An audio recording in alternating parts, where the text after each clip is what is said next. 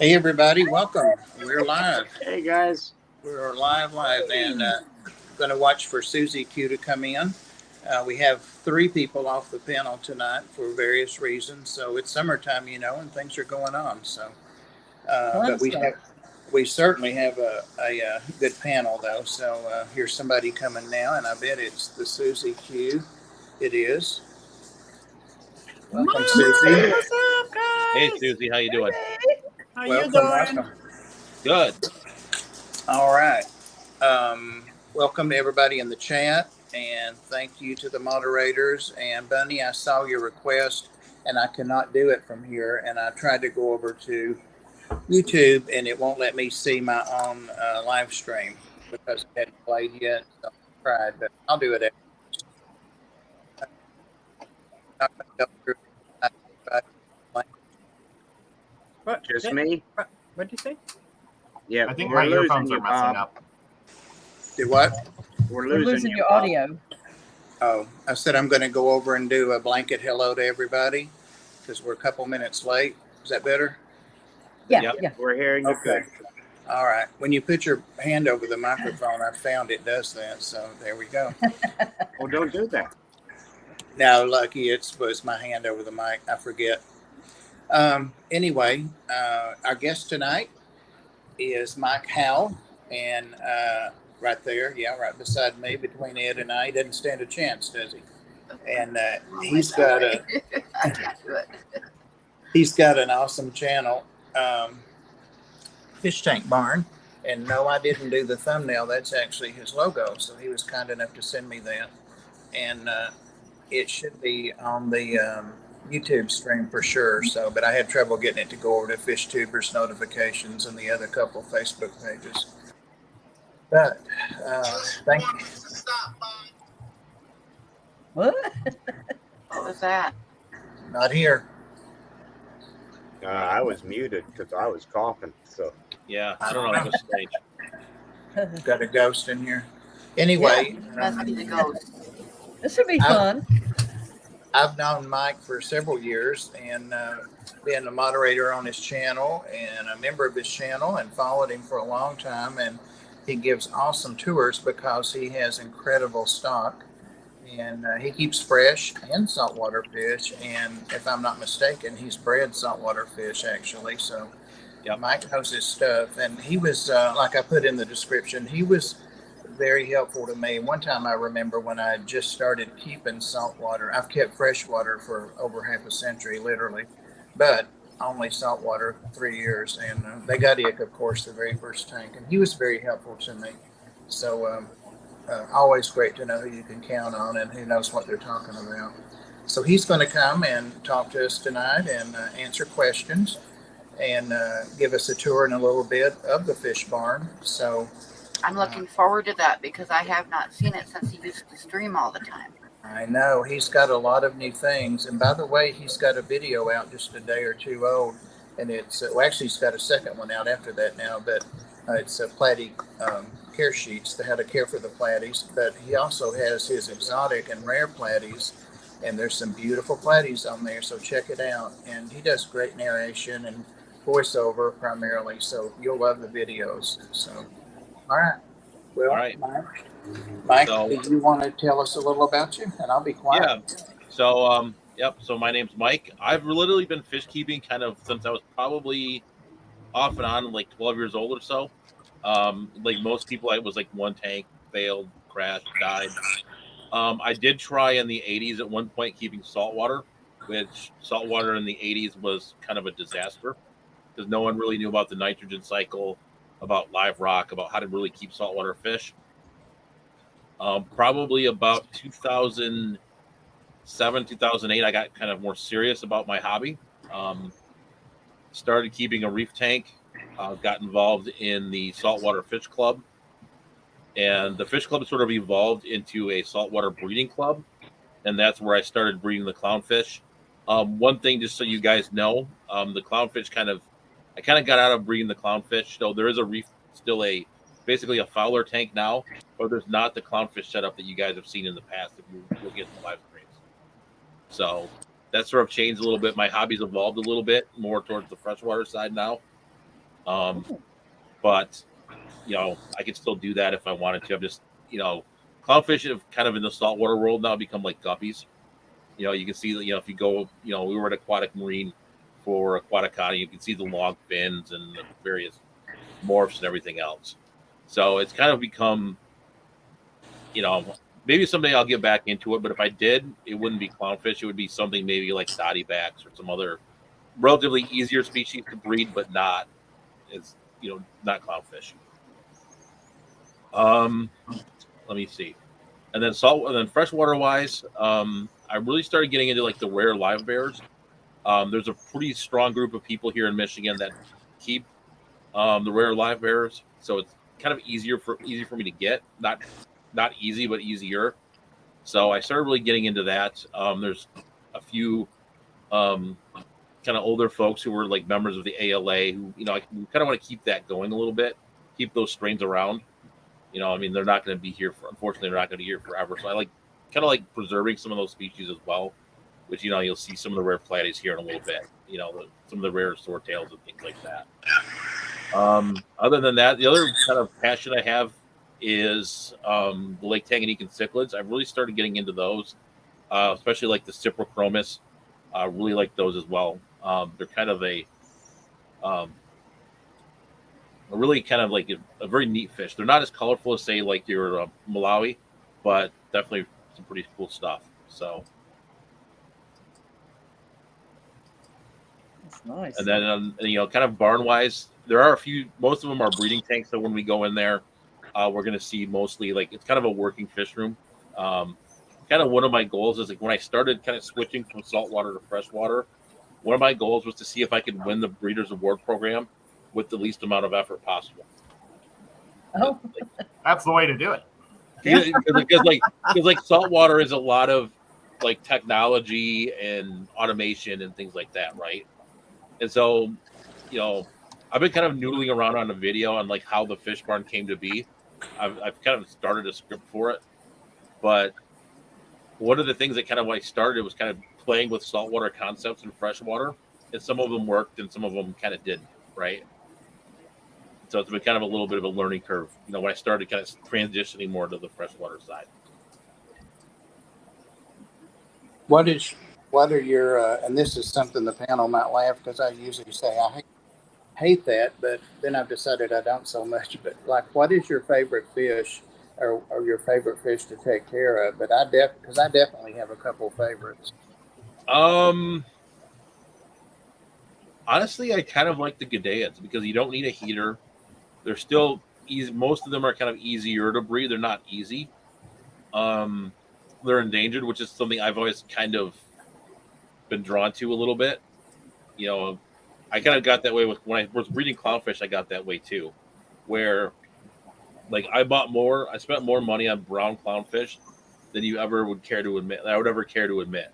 Did you say brown clownfish? There's brown clownfish, yes. a brown clown. If you look at like the Amphiprion alardi, for example, like those, and there's a few others in that sort of realm of like brownish colored clownfish that I spent money on.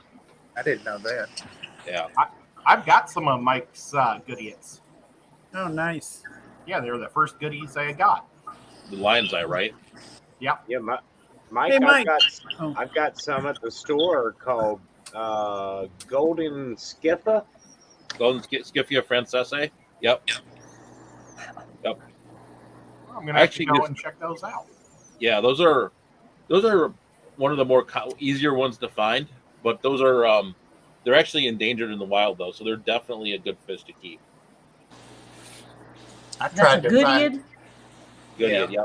Yep. I tried to find some info on them, and like Rob said, there's not a lot out there. So. No, The place to go is called the Gadaean Working Group. So I think it's like GadaeanWorkingGroup.com, and like they literally have all the species information on there, like where they found them from, like coordinates, more than you'd ever care to know about actually. They're a real neat fish though, because they carry their fry for an extra month longer than like guppies, and then they only have like 4 to 6, so the fry are a lot bigger too. It's pretty neat. I like That's that. cool. Another thing too is, and I forgot the name of it, but they have something called kind of like an umbilical cord too, Mhm. that they feed the fish with, the fry with. Aquatic Aesthetics, Dee Dee. Okay. I'm following the chat too. Usually Chattanooga Egg can hold up that sign. Yeah. Oh, Mike, are you The doing any sign's summer too far tub off. this I'm not year? following the chat. You Sorry. know, well, here. I was going to. Because I have the two outside. I have two outside that are like buried in the ground, and I was going to, and then like it all got away from me. And we have a very short season here. It's like Memorial Day to Labor Day, right? Are you Michigan? Oh, wow. Yeah. So you got a short season, That is and short. unfortunately, after the Aquaticon, I unfortunately ended up with COVID, which kind of put me out for 2 weeks. It kind of like put me behind on like everything. Okay, Yep. yeah. Like video, and then Absolutely. my daughter was finishing up her volleyball seasons and everything, and it's like now it's like the middle of June, and it's like, forget it. Wow. I was going to I even put it out in a video, so now I feel kind of bad because I didn't do it. I'm actually putting my fish out this weekend. I'm putting them out. I haven't even put them out, but we can keep them out through October. So You could probably go a little longer, but okay. I always get nervous because it seems here that the seasons change like overnight almost. Well, this year, spring, it was like hard to start. It was cold, and then it got hot. I was like, where did the middle go? There was no middle. Yeah. It was like, Yeah. it was really weird. Like we kind of hit March and April. It was still kind of cold. April kind of, then we got May, and even May was kind of cold. And I just found out for the Breedings Award program that I can't use my polar blue parrotfish. Oh, yeah. They're hybrids. Hybrid. Yeah. Oh, Sorry. yeah, I I forgot was like, that. man, they're gorgeous. Yeah, they are. Yeah, it's kind of funny. I keep getting beat every year by one guy in the fish club because he does Cory catfish, which are worth a lot more points than like the Gudaids. Gudaids are kind of, but like he keeps doing the Cory cat, so he keeps beating me. Well, I saw your post on Facebook. That's why I thought you were doing summer tub and you'd be caught up like that. No, it is weird. We end our season in June, so it's like Okay. so they end the season and they do all the awards in June, and then the next season starts in August. Okay. So it's an interesting thing. It is interesting. So if it's a care species, is it more points? Gudaids that are doesn't even- more. They're like 10, but not necessarily. Okay.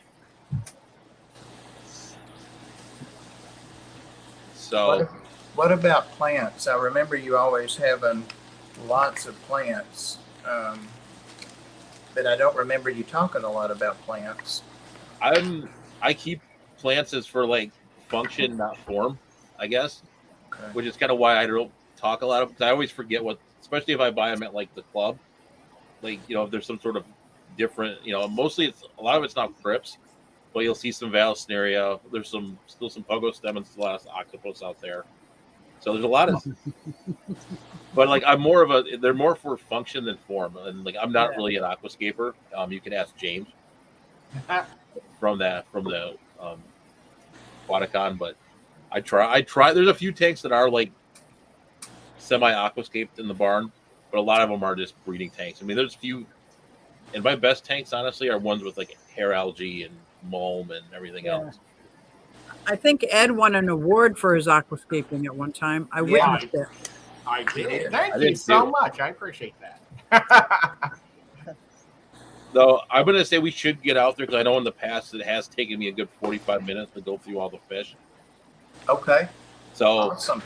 I'm gonna go ahead here, and I'll drop off here, and then I'll come back on the other side on my phone. Okay. I'll keep Well, an eye before out you for go, there. Mike, congratulations on the 5K. Thank you very much. Oh yeah, yeah, that's awesome. Definitely, it's definitely a grind. It's hard when you don't stream because you don't really get any feedback, right? You're just sitting in your closed little basement making videos. Trust me, I know. And you don't know if anyone really cares or doesn't care or doesn't. You know what I mean? like I unless know, you want, funny. That's what Terry said about her podcast. She goes, uh, "You just put it out there. You just don't know if anybody's even watching them."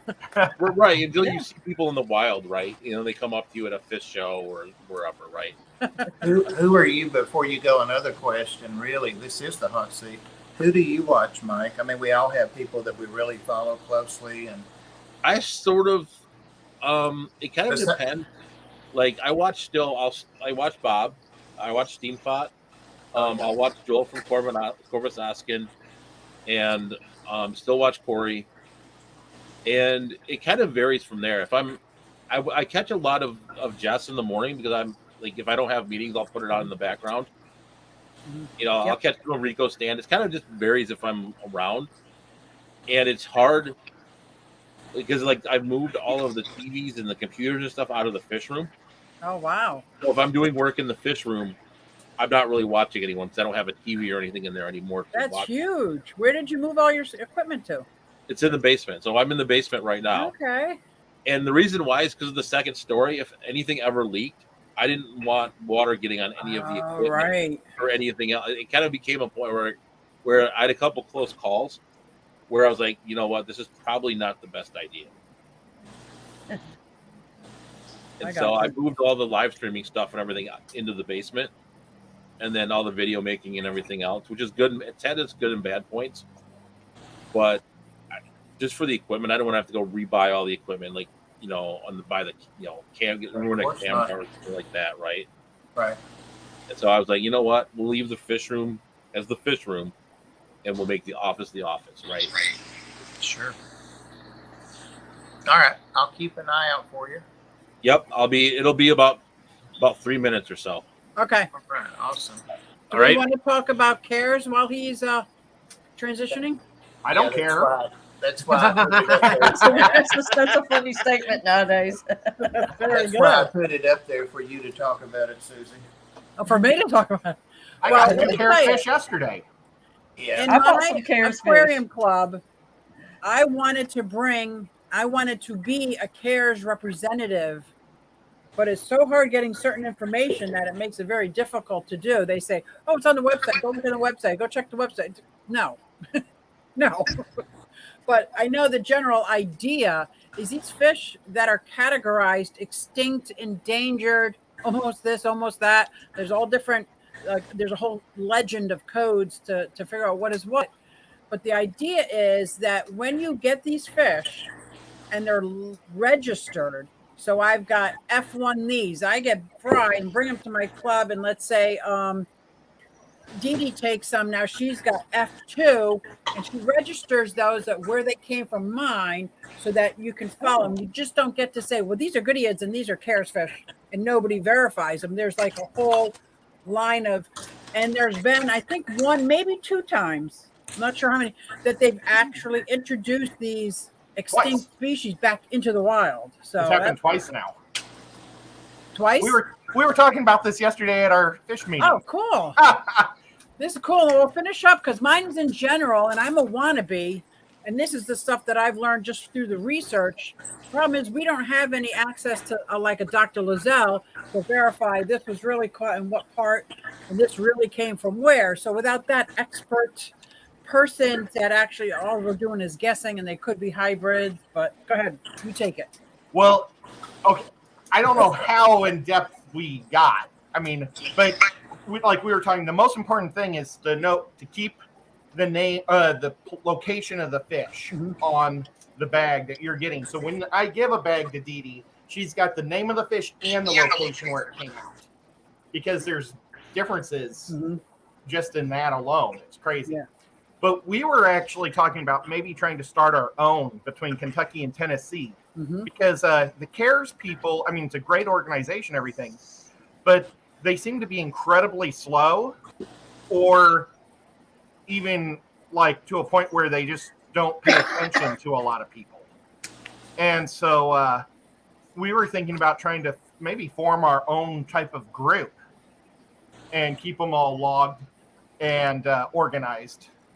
And I don't see why we couldn't have Pennsylvania there too, because we want to be able to help the CARES group any way we can. But it seems like the CARES group we give them the information, and then they're like, "Oh, did you email us 6 months later?" Yeah, So- there is a slight little disconnect, which is a shame because I want to activate it here in northeast part of the country as well. But getting this information and having that expert person that knows, because I had some of I forget the foo-foo name, the yellow convicts, Nanaludius, anyway. But as they were smaller, they kind of looked like they could have been hybrids. But I know I got them as Caris fish, so I said they were Caris fish, but nobody ever registered them with Caris, so I couldn't prove where they came from, what F number they were, yada, yada, yada. So that makes it hard without having that expert person or be able to follow the paperwork back to the F1. Right. Anyway, I like your idea. I might piggyback on that. Yeah. So you tell me when you start. We'll do this in there, like Cares Part 2 or Who Cares? Yeah.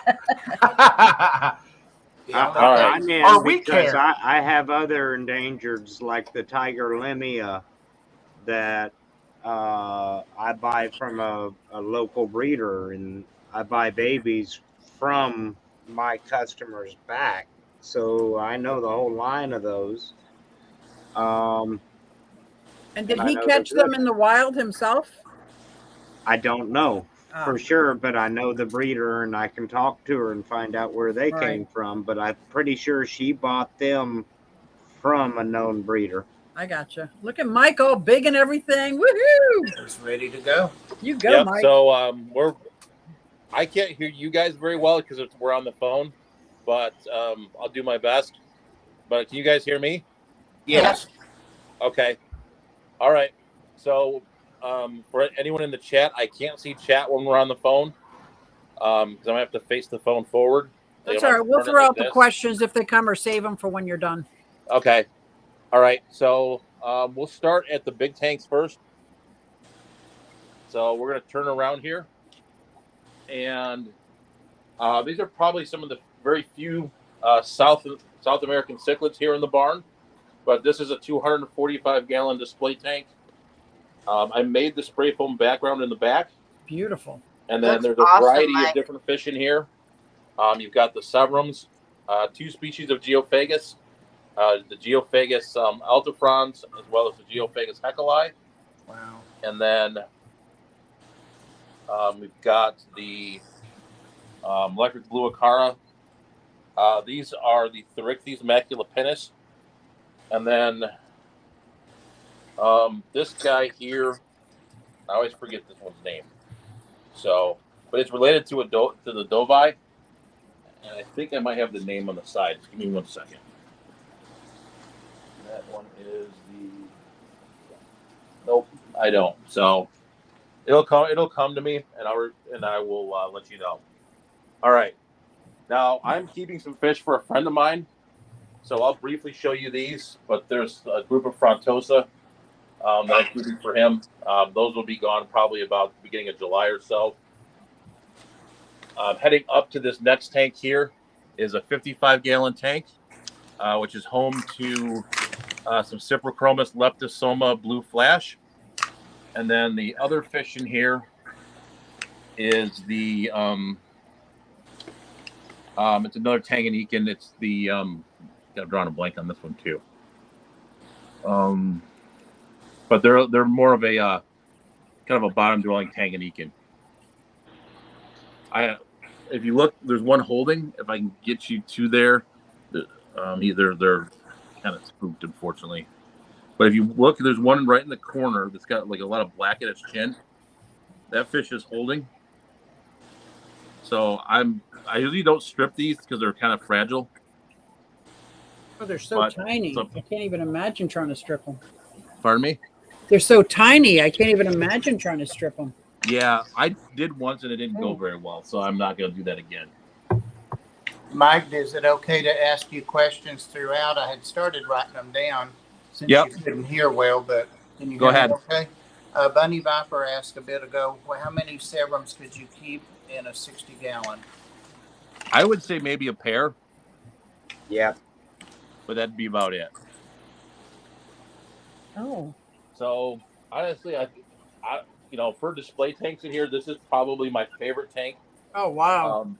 This is the African cichlid tank. This is a 125. Another DIY background. The sand in here is actually from Menards. It's the black sandblasting sand. Nice. And then you've got the yellow labs as well as the purple ACI in here. And Mike, you do have a video on that do-it-yourself backgrounds, right? There's actually two. The one that's more popular is actually the worst way to do it. Of course. I Love the redid honesty. my process of it, but there is a video out of my channel about how to do the DIY backgrounds. Okay. So if you're looking to do that, look at the newest version first. So that's the better way to do it. Okay. Now, Mike, when you have all those fish in there, are you having trouble with aggression, or you don't because you have so many? No, there's literally no aggression issues in here at all, other than feeding. Like if I put my hand up here, like they will go nuts. They're actually not doing as much as look at them all come. They know it's feeding time, and like literally when I bring food over, they'll literally splash water out of the tank. Oh my God. So heading upwards now, I just actually moved these fish in here. They were in a 29 before. These are the Iliodon furcidans, or the trout goodiad. Oh, wow. There's actually two different morphs of these I have in here. These are called the Zantuzzi morph, and they are like a more orange color. They're not the Greg Sage line, which we'll see when we get upstairs. And then heading over to this next tank is the Xiphophorus calmani. This is just a wild type swordtail. I think Rusty actually brought this into the hobby, I believe. And do you sell your fish, Mike? Pardon me? Do you sell your fish? I will sell them at the local auction. Okay. But, or like if you're going to the ALA, I will bring some fish over to the ALA. But I generally, if I have to ship them, I generally won't do it. I hear you. You'll be at the Triple Crown, Mike? Yep.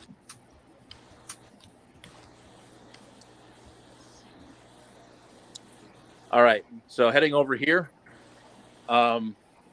this is the saltwater tank right now.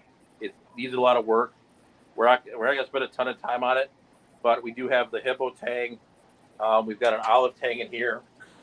And probably this clownfish is probably the oldest fish in the fish room. I think I've had this fish since maybe 2015 or 2016. But there's some algae issues in here that I've got to work through. So we'll get to that. And I want to get this back up to a reef at some point, but it just kind of got away from me. Next tank here, some more Cyprochromis leptosoma. I actually got these from Jason from Primetime Aquatics. I went to Chicago. He was selling at one of the swaps and got those from him. I think one of the females in here might be holding as well. And then this next tank. Apologize for the algae on this one, but this is another group of Cyprochromis leptosoma as well from Utinta. I've only got a couple of these in here, so I'm gonna go look for some more of those. And then heading to the corner, these are the red swordtails, the Xiphophorus helleri. Kind of a small breeding group of those here in a 40 breeder.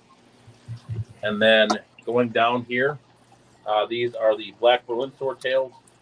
And if you see this orange fish, that's like a naturally occurring like cull from this species. Like I think when they made the Berlin, they actually used kind of like an orange pineapple to kind of get the yellowish orange fins on them. Oh. So that's why you see those orange fish in there. I'll usually take those out and sell them at like the auction, as like pineapples. It's still pretty. Heading over to this next tank here.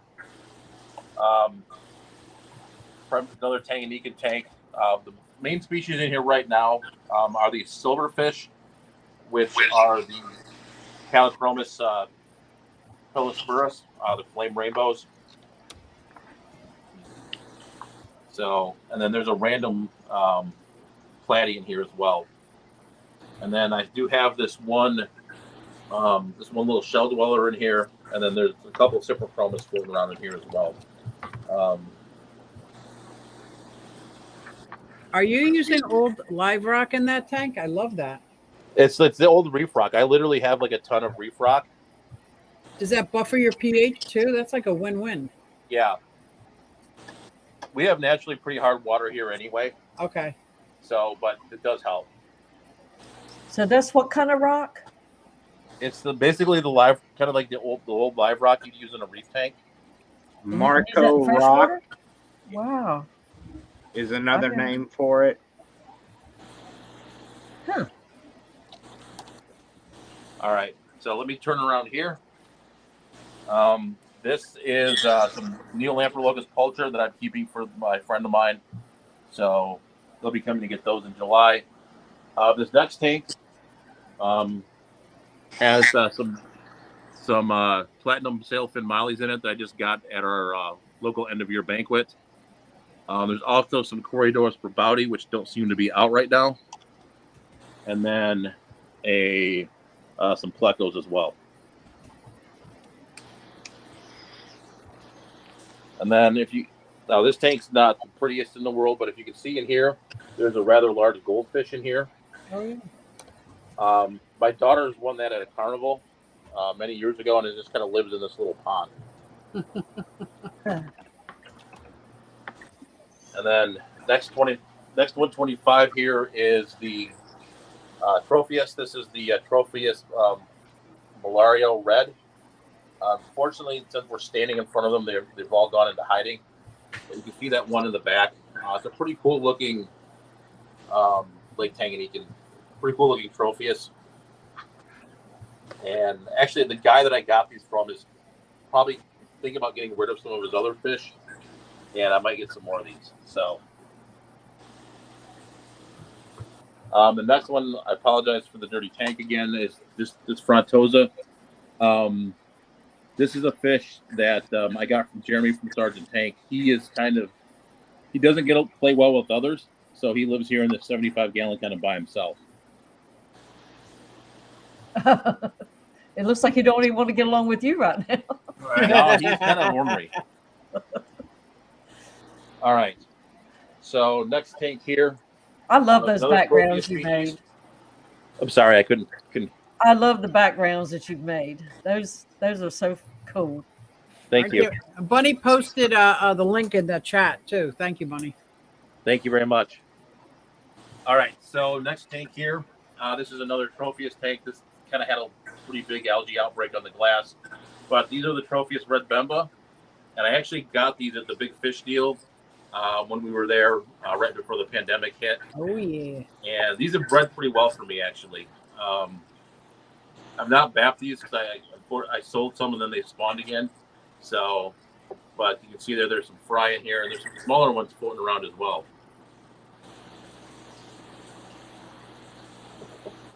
All right, so next tank here is Yamika Splendens, some butterfly Gadaeid.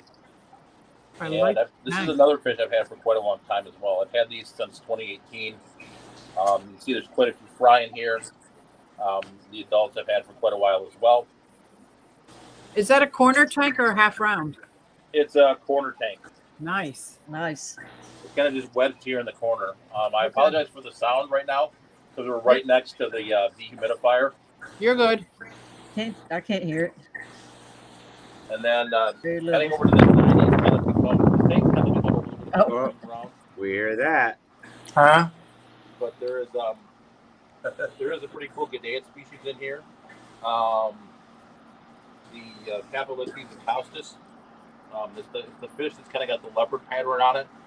Mm-hmm. There's also in here some rainbow fish. Those are the I don't know, what are they?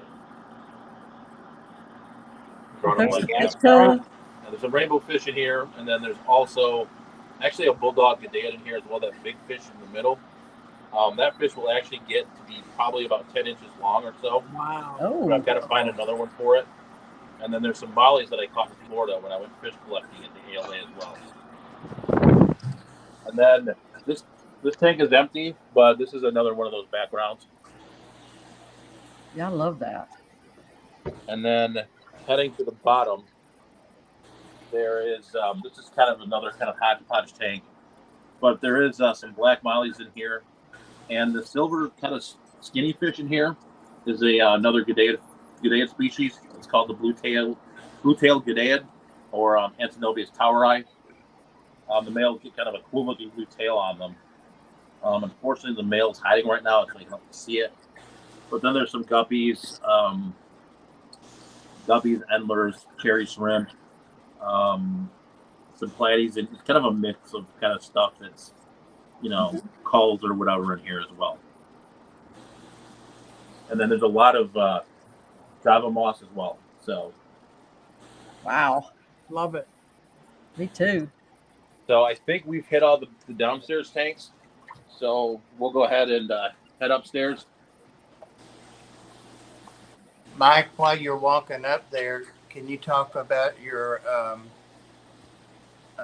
air, what supplies your air, and how you have that set up? Yeah, well, let's do that when we're down here because it's actually easier to get to.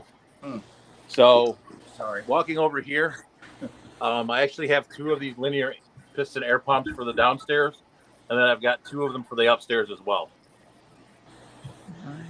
And you have both connected to the same loop? Yep. I love it. The upstairs, they're separate, but down here, they're the same loop. Okay. And then water as well. We're going to go into the bowel of wires and everything else. But if you go look up in here, oops, sorry, I knocked the phone. That's where all the water goes through. And then it's separated for deionization water for the saltwater stuff. And then the other one just goes through, just goes straight into the bin for the fresh water. Wow. And so I actually auto water change this. If you look at this this right here, I basically have it set up on an Alexa, and it'll just auto water change a couple times a day. Wow. I've kind of tried to make this. I'll turn the camera back on me. I've tried to make this as much as possible, like to run without my intervention. Nice. Well, that many tanks, you almost have to. Yeah. So let's head upstairs, and then we'll get to the. How many tanks do you think you have? I think there's around 96. I'm actually going to downsize some of them. You're going to downsize before you hit 100? What? Yeah. Yep. Well, I mean, there's some. I don't know. I've kind of been noodling around on that a little bit, like how much, how many tanks is the right number, and so. All right, so there's a lot of tanks up here. How are we doing? Okay, we got 20 minutes. All right, we should be able to do that. All right, turning back around. And let me know if you can't see something, and I'll fix it because I can't see where the camera's pointing when I have the phone turned around, unfortunately. All right, so this first one here is the guppy strain. These are the Vienna lower sword guppies. I've had these for a while. I actually had to restart this colony a little bit. I had unfortunately gotten some other fish in with them that weren't supposed to be there, but they seem to be straightening themselves out now. And you can see the fry in there as well, so they're doing quite well. Next fish in here is the Xiphophorus avalene, or Pueblo platy, wild type platy. Kind of neat little markings on this fish, with the black speckling and everything on it. The next fish is going to be probably a little bit dark with the duckweed, but these are the Xenotopa doadroi from Mexico. I have them. Woohoo! So you can see these have done quite well for me. The next one is the what are you? And would you say you got most of these from your Gadaid local species club? The species name is Cardalis. I think it's Xena. No, what is it? All right, I will come back to that. That one will come to me as well. At 2:00 in the morning, he'll sit up straight in bed. Literally, no, it's funny. I actually label. I'll show you real quick. Like I actually label the tanks so I know what's in here. Look at all these tanks, man. This is so cool. So, Wow. Oh, it's the Capelixes cardalis. I'm sorry. Just a second. I got it. But another G'dea species. Got quite a few different. Got quite a few fry from that as well. What Heading temperature up do you here. keep? What temperature do you keep these goodiots at? Pardon me. What temperature do you keep the goodiots at? It kind of is whatever temperature it is up here. They seem to do pretty well up here. I thought they'd be too hot, but so far they've been doing pretty well. Awesome. So I don't really check it. So I usually keep them like on the bottom row of this rack. So the second group here, these are the Gambusia holbrooki, and these are the melanistic ones. So you can see like the black and white, kind of black and silver markings on them. Unfortunately, I only have one female though, so I really need some females of these. So I've been kind of hoping to keep these fish alive. Next one, and they're not out right now, is the Gambusia affinis. There's some floating around in here. They're way in the back. So I don't think you guys can see them, but another Gambusia species. These are the Heterandria formosa. Had these for quite a while as well, but at least killifish. This next one here is the Xiphophorus cuccianus, which is actually extinct in the wild. These were called the Monterey platy. This is one where I made the mistake of selling too many of the fry, so I've been waiting to get this colony built back up a little bit. But you can see here, this fish kind of has like a cool kind of like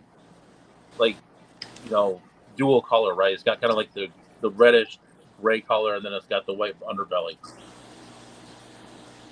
Great. The next fish here is the Lamprologus tiger pictilis. These are like a rock-dwelling Lake Tanganyikan. I just got these recently at a local auction. Probably will be moving these to a bigger tank at some point. What size tanks are these? These are 20s right now. Sorry. The next like probably about 7 or 8 we'll go through are going to be 20s. Are they 20 high or 20 long? 20 high. Okay. All right. Next tank here is going to be the Cracodon audax, or the Black Prince G'dea. The male's got the black spinach on it. The female is the one that's more drab. This is one I've struggled with breeding. I've had this for about a year or so, and I need to get some more plant cover in here, I think. Maybe that will help get, maybe they've probably been eating the fry. This next tank is pretty much empty. There's a few straggler black Moscow guppy fry in here, but that tank's pretty well empty. The next tank is the stack endlers. I actually got these at an auction. They actually turned out pretty cool because there's basically like a female and a bunch of fry. But these are generally pretty expensive endlers, and I ended up getting them for about $10. Wow. So definitely keep those going. Heading back up to the top row now is another wild type swordtail species. This is the Xiphophorus variatus from Rio Huxtatilla.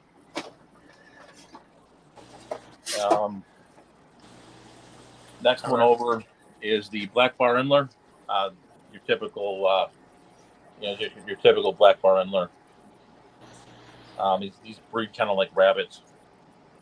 The next one's one I really want to get going here, and that's the knife live bearer, or the Alfaro cutratus.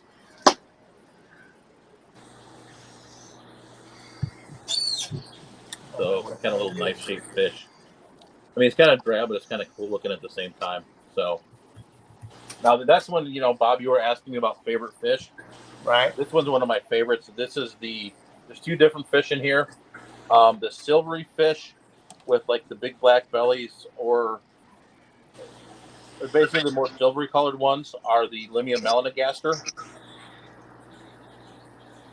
So I don't know how well that comes through on the camera here, but those are absolutely awesome fish in person. And then the other ones that kind of look like the little lighter colored fish in here are the Xiphophorus maculatus, and those are from Rio Grijalva, and that's also in Mexico. Those were in your rare platy video, weren't they? Yes, they were. Nice. And then the next one down here is the Xenotania resolane, or the leopard gudaeid. This is a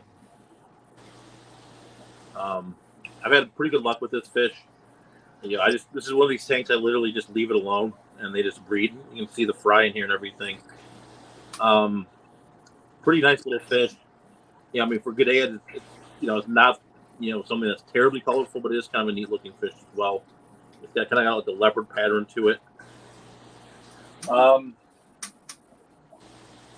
guess we'll turn around this way and we'll start this way. So this next one's a pretty cool angler as well. These are the Compoma Blue Star, but they got some pretty nice markings on them with the blue, the different shades of blue with the red.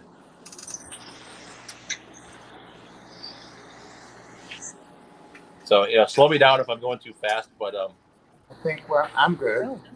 okay. We got the next one is the Limia Limia nigrofasciata. Yeah. So Fasciata? I do have the tiger limias that we talked about earlier as well. We'll get to those here in a moment. Down here is a really small little dwarf live bear called the Basileopsis prolifica. I actually picked these up at the ALA last year. Kind of a neat little tiny little live bear, almost like the Heterandria formosa. They've been breeding pretty well for me. So down here is a tank that's just got Gudea atropinus, and then as well as some Fundulopanthix gardnerite gold killifish as well. Those are pretty. Do you remember what fasciata means, Mike? I know, but I can't remember. Pardon me? Do you remember what fasciata means? I don't. I'm bad at entomology. I'm pretty sure it has something to do with a band. Like Yeah. Yeah. I would think so. Next one here is a breeding group of Odessa barbs. I actually did get one fry from these, but I need to up my game a little bit. And maybe I might try pulling these out and seeing if fry appear one day. But these have spawned for me. Next one down here is a fish I'm pretty excited to have. These are the Pasilia volifera, or the giant Yucatan mollies. These are the Greg Sage line. So I think these are pretty hard to come by. But I was lucky enough to find these at one of our local auctions. So Very nice. So hopefully we'll get these guys, nice and big here pretty soon. Next one here is the Xenotoca variata. This is actually, I put these fish on TikTok, believe it or not, and they actually did pretty well. You can see the male. It has a really nice. They're called the jeweled gudaeid, and the male has a pretty neat color to it. And they actually fight a little bit. It's kind of interesting. You watch the two males in here kind of duke it out. Yeah, they're very busy. I can see how they did good on TikTok. Yeah, they're kind of busy little fish. So next one's another gudaeid here, which is the Elodonychthys tamazule. I picked these up at the rare live bear auction for the ALA as well. They were fry, so they've grown up quite nicely. Just kind of waiting for these guys to get going as well.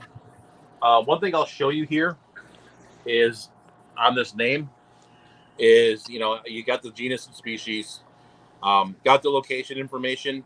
And one thing with gudaeids, they have this thing called the evolutionary significant unit to kind of differentiate different populations and such.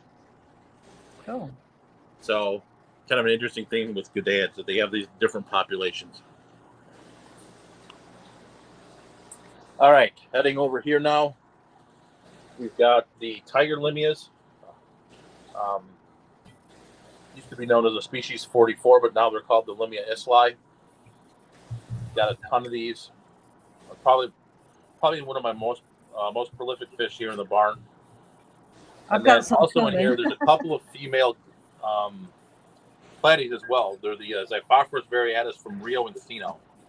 Unfortunately, don't have any males. The males look pretty cool, but unfortunately don't have any. Now, are the tiger lineage, are they from the Greg Sage too? No, these I think I got from a gentleman named Pat Hartman. Okay, because I know Greg has them too. Because I've been looking at them. They're pretty awesome looking little fish. I Yeah. got them from a guy named Rob Johnson. Yeah, me too. Yep. So the next one down here, if you want a tongue twister, this is the Xiphophorus Nazahua coyote. It's a wild type swordtail. Look at that tail. Wow. Definitely a pretty cool little fish. Like it has a neat kind of like plaid pattern to it. So Did those come from Greg Sage? no, this is another one I found locally. Beautiful. Heading up here to this 55-gallon, this is the Telmanachromis species temporalis shell. They've been kind of just hanging out in this rock, so I haven't really put any shells in there for them. But this is kind of another Tanganyikan shell dweller. And then speaking of Greg Sage, you know how we looked at the Iliodon furcidens earlier? This is the other morph. This is the Greg Sage line. So I've got these ones up here. Oh, wow. And then heading to the next tank here, and you won't probably can barely see them, but these are the Nanachromis. What are they called? Tegulsi. And they're kind of boring, honestly. They just kind of hang out in the pipes and in the, they don't come out very much. They're actually out more than normal. But kind of a cool little fish. It just kind of hangs out a little bit. The next tank here is extremely dirty. I do apologize, but it's the Neolampologus similis. These guys are actually going to be moving to a tank downstairs. They need a little bit more space, so we'll get these guys moved. Next one down is the Xiphophorus malinche, another wild type sword. So if you watch any of the fish room tours or the swordtail fish room tours I do, I go into a lot of detail on all of these. So if you want to learn more about them. But kind of got a bad ratio here right now. I've got 3 males and like 1 female. So obviously you want to really reverse that. But next up here, the Gerardus metallicus. Just the metallic live bear. Another pretty prolific fish in here for me. Heading onwards here is the Medaka rice fish, and then I still have this one plume-tailed platy here as well. So I'll definitely need to get some more of those. What color Medakas? This is a Galaxy. Neat. I don't know if I've seen that I've one. seen them. I got some blacks at the store right now. Oh, neat. Nice. If I wasn't 8 hours away, I'd come check them out. I don't know for sure they're Medakas, but they are black rice fish is the title that I bought them under. Turn the camera for a second. All right. So you got 4 minutes. I'll go quick then. All right. So the next one here is another group of Xenotoca doadroi, which is actually belong to my buddy that I'm keeping. So those will be here for a while. Next up is the Xiphophorus alvarezi, and then also some Goiter River rainbow fish. Beautiful. Yeah. Oh, Sorry, I'll go quick and as quick as I can here. Next one here is the Scyphia multipunctata. Unfortunately, I don't have any males right now because the males are absolutely beautiful of this fish. So hopefully these females will spawn and we'll get some males back in here. This next one is called the red strand double sword guppy. Pretty cool little fish. Next up here is the Zoogeneticus tequila, the Keela Goodiad. And then we'll head to the other side of the. Yeah, beautiful. We'll head over to the other side here real quick. There's probably about a handful of tanks left. If we go over a couple minutes, Mike, it's not a big deal. Okay. Yeah, I'd say let's just keep it going because I want to see everything. I do Okay. too. We're So getting if close anybody to the wants end. to leave, they can. But I want to see what Yeah. all he's got now. We're Right. getting close. Next fish. This is kind of another catch-all tank. It used to be the Betta sorority tank, but it's got some random rainbow fish in here. Oh, look at those swords. Sword I know, tails right? in here. They're like There's- koi there's- swords. Yeah. There's some Betta Edithae in here, and then you've also got the pork chop rasboras and the ember tetras in here as well. And then you've got the Adelphi corridors in here as well. Nice. All right, next tank is the Xiphophorus staphydium. This is one I just actually got in a few weeks ago. This is a pretty cool, what's called the spike tail platy. I hunted pretty long and hard for this fish. So if you go online and look at the adults, they're actually pretty beautiful. These guys are still growing out, so hopefully pretty soon. And they'll actually have a little spike on their tails as well, like a tiny little spike. And then you also have some CPDs in here as well.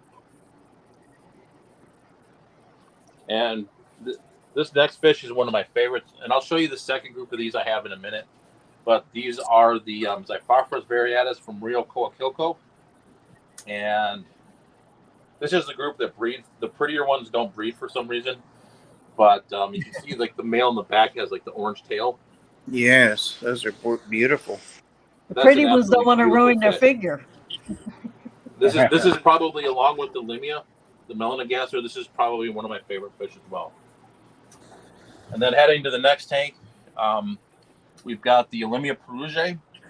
This is another one I've had probably about 3 years or so. You got the Limia perugiae. You actually have some praecox rainbow fish in here as well.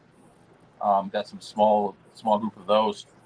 And then you can see there's also a L128 pleco in here as well, so the blue phantom. Yeah, one of my favorites. And then heading down here is the Xiphophorus maiae. Got these probably about a year ago or so. This fry. They did drop one fry, but these are going to get moved to another tank as well. So this summer, now that my daughter's done with volleyball, there's going to be some rearranging that goes on here in the fish room. So, and then next one over is the Xenotoca melanosoma. So I've got a pretty good group of these guys going here. And this is a 20 long.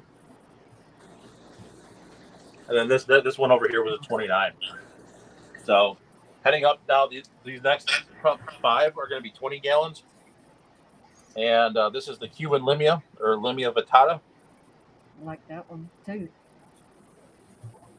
Looks a lot like the Xiphophorus evelinae we saw earlier. It's kind of got that speckling on it, the black speckling. Yeah. Next one here is some German yellow guppies. I got some of them. Yeah, Ed's got some of those.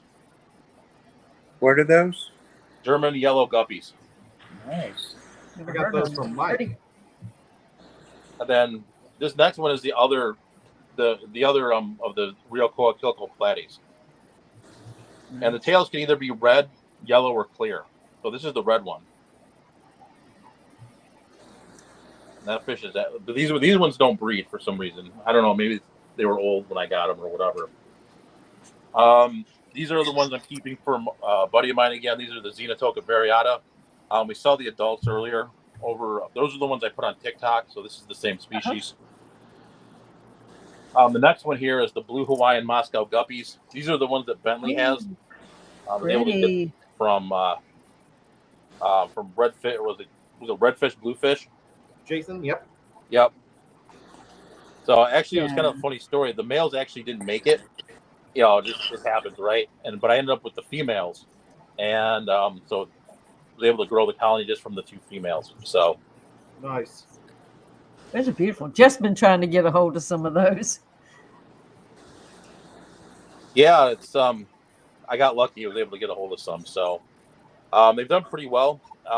One thing in here, just because of the weather, how the weather changes in here, some of the fish spawn sort of seasonally. So now that it's warm, it's summertime, things like the guppies, you know, some of the platy species and stuff will start spawning more. I can see a couple frying here now. So these guys have picked back up again. You know, kind of give them a break in the winter. Next one down here is the Iliodon whitei. Is a close cousin to the Iliodon furcidens. These actually were imported from Europe, and I bought them at the Chicago Live Bear Association auction in Chicago probably about 3 months ago or so. The one that's pretty hard to come by. So Nice. next one over here is the Vienna guppies. I actually got these from Jimmy when he moved back to Washington. I drove over to Akron and was able to get these guys.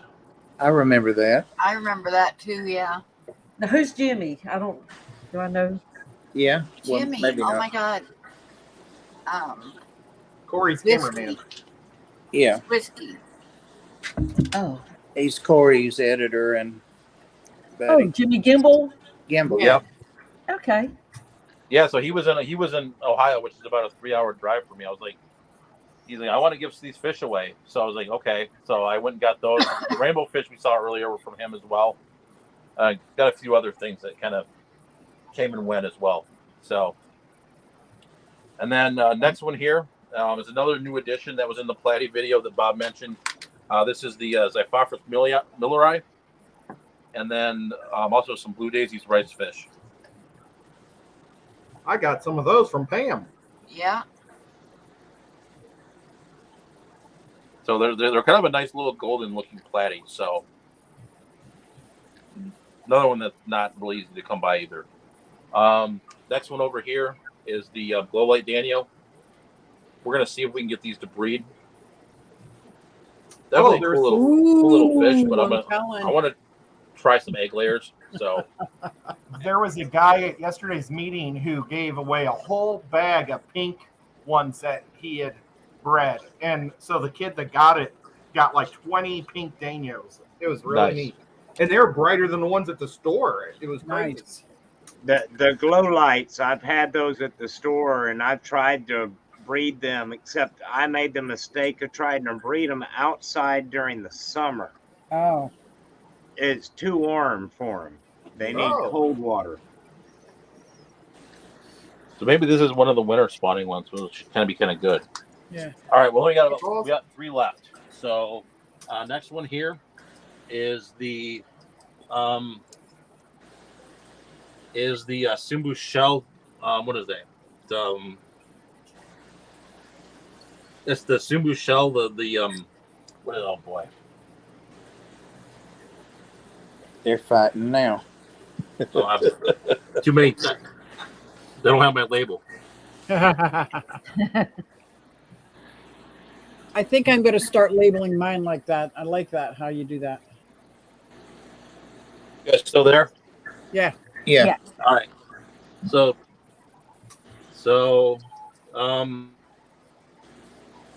Looks like a Bashardi. I was just going to say that. Yeah. that. It does. I've been trying to pull that name out of my head for the last 20 seconds.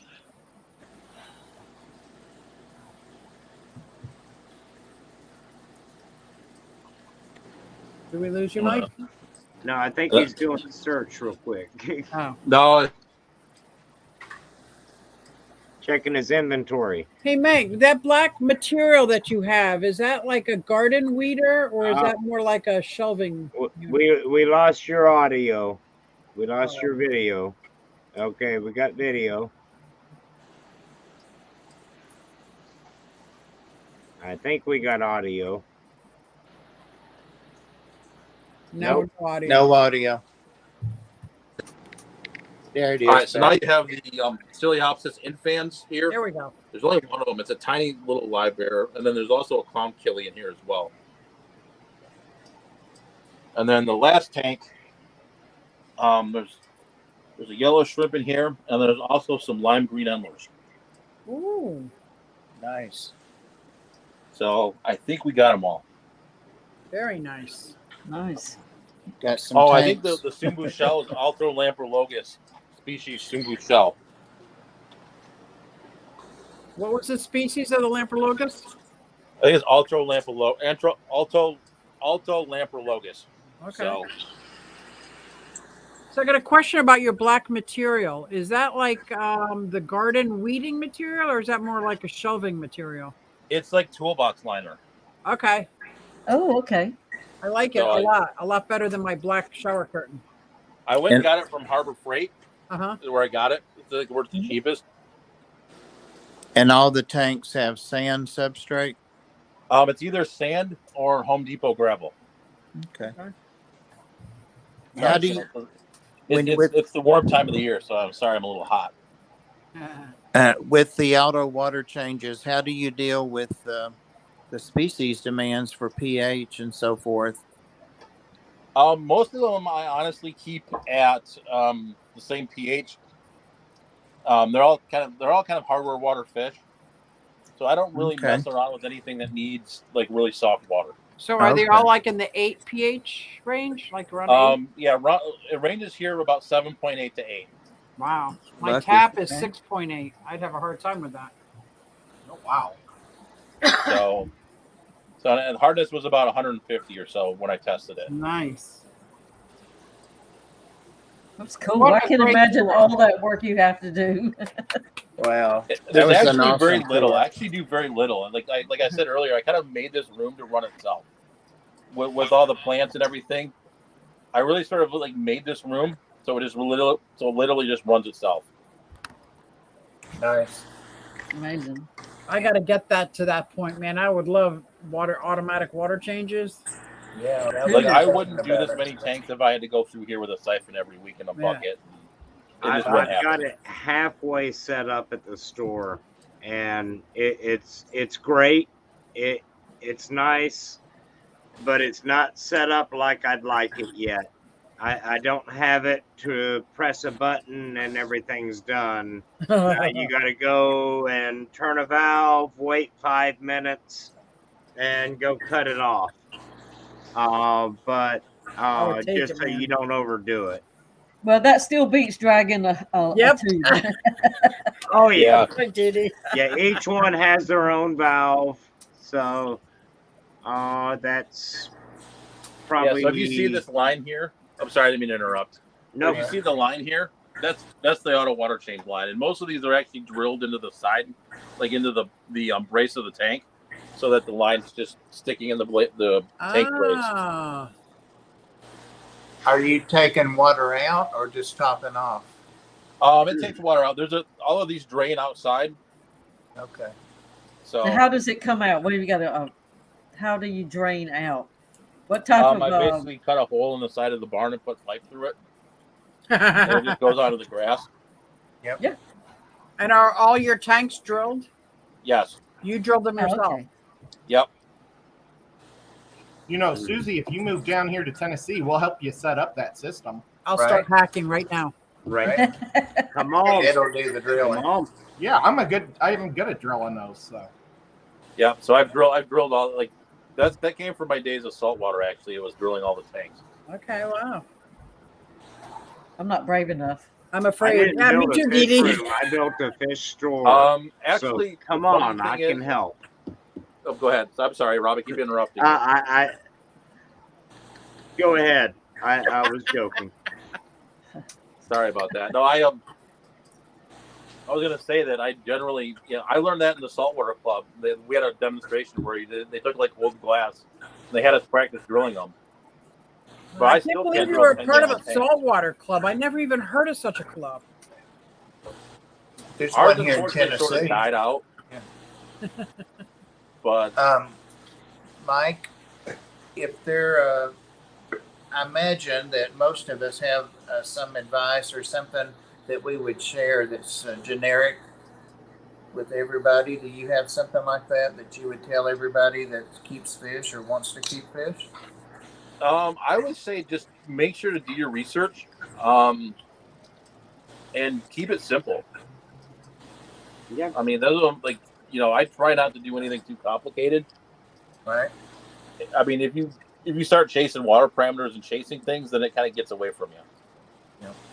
One thing I would like to point out is there's not a hang on back one you see. No. It's all sponge filters. Yep. Simple filtration. Yep. That's what I'm What you have been told has been oversold to you. As a fish store owner, let me tell you that right now. Filtration does not need to be what you think it is. You just need water movement. You just need a little bit of air, a little bit of movement, and pull out the sediment, pull out the detritus, and you're good. Yeah, it's all about the filters. ecosystem. Box filters really do the same job that a hang-on back will do, just not the volume of water, but they'll do it. So There are a couple hang-on backs downstairs. I didn't really show them. They're the titles, but they're for like the bigger tanks. Yeah, those are There are a couple, but it's mostly sponge though, almost majority. awesome. Any other questions, guys? That's just amazing. I had no idea you had that many tanks. I knew y'all would love it. I knew you would love it. Yep. Yeah. He used to do these not every week, but almost. You know, we'd just say, "Give us a tour," and here we go. Yeah, I'd run out of things to talk about, and then I'd start going and doing just walking around the fish room. Right. We hated that, you know. I find it hard to believe you didn't know what to talk about. I know you better than that, Mike. And I'd like run it, over the stream, get silent. Then you're kind of like staring at in the space, right? Right. And then you're just sort of like, well, okay, let's go walk around the fish room. Yep. Mike and I do a live show once a month, and we'll probably start it up in 4 years again when the girls are graduated high school. But yeah, no, it sort of got away from me. Like it just like, and the fish room got away from me kind of a little bit too. Like I spent most of the weekend in here getting it back up to shape and stuff. You know, we were doing It the tour, was, which was good. Was it a saltwater? Oh, sorry. Yeah, the saltwater tank is the last one. That one's going to take the most amount of work and the most amount of time. But yeah, I mean, like it was literally we were doing volleyball like every other week for a while. So, Wow. But we'll do those saltwater shows again. By then, I'll have a whole coral reef to show off. yeah, you'll have a reef ad. You'll probably be better than any of the rest of us. Oh, I don't know about that. I still haven't figured out how to work the RO system I bought. Oh, come see me, Ed. I can help you. I've got everything else. Awesome. All right. Well, I think we should probably cut it off. My daughter's probably itching to go get ice cream. So Yeah, I'm sure. Ooh. Thank you, Mike, and we appreciate you you very staying much. over. It was great seeing you and great seeing your fish room. Yes. yeah, we'll have to do it. I'll have to do it more often. I'll have to pop on a stream occasionally and do it more often. Yeah, Sure. yeah. And nice Come back shirt. anytime here. Thank you, Mike. Thank you, guys. Thank you, guys in the chat, and thank you, moderators.